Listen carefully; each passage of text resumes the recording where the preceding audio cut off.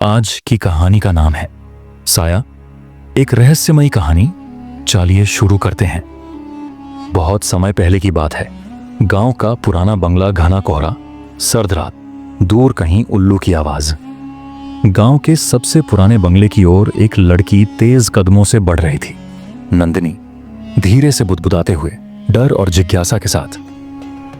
क्या यह वही जगह है जहां लोग कहते हैं कि कोई साया भटकता है? गांव में यह बंगला एक रहस्य बना हुआ था।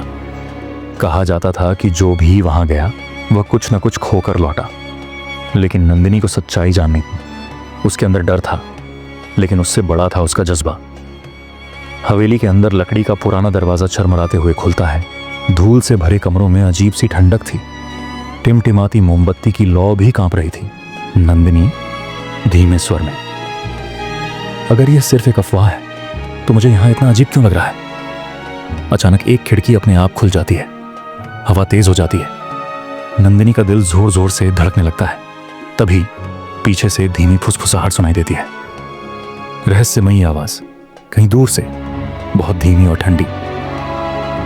तुम्हें यहां नहीं आना चाहिए था।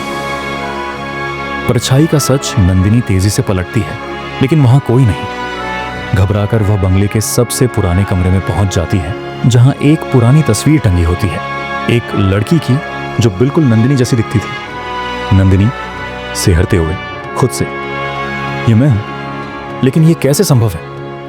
तभी परछाई गहरी होती है और अचानक नंदिनी के सामने वही लड़की खड़ी हो जाती है। उसकी शक्ल एकदम नंदिनी जैसी, लेकिन आंखें खाली, गहरी और ठंडी।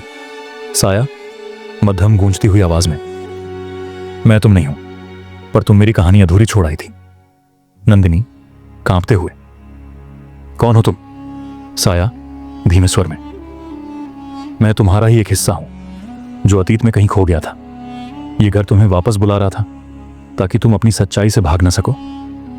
साया का राज। नंदिनी को अपने बचपन की धुंधली यादें वापस आने लगती हैं। उसे एहसास होता है कि वह कभी इस घर में रही थी, लेकिन किसी घटना ने उसकी यादें धुंधला दी थी।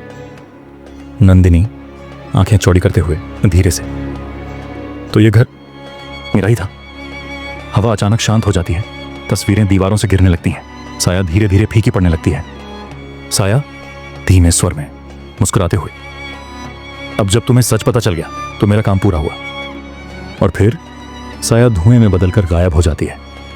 नई सुबह सुबह की पहली किरणें हवेली की पुरानी खिड़कियों से अंदर आती हैं। नंदिनी अब डर में नहीं, बल्कि सुकून में थी। उसे अपने अतीत की सारी कड़ियां जुड़ती महसूस होती हैं। नंदिनी मुस्कुराते हुए खुद से, कभी कभी हमारे सबसे बड़े डर हमें अपने सबसे गहरे सच से मिलाने के लिए होते हैं। मॉरल ऑफ द स्टोरी, इस कहानी का उद्देश्य ये है, डर केवल हमारे मन का भ्रम होता है। जब हम उसे स्वीकार कर लेते हैं तो वह हमें हमारी असली पहचान से मिलाता है। हमारे साथ जुड़े रहने के लिए धन्यवाद। चैनल को सपोर्ट करें प्लीज़, लाइक और सब्सक्राइब और शेयर ज़रूर करें।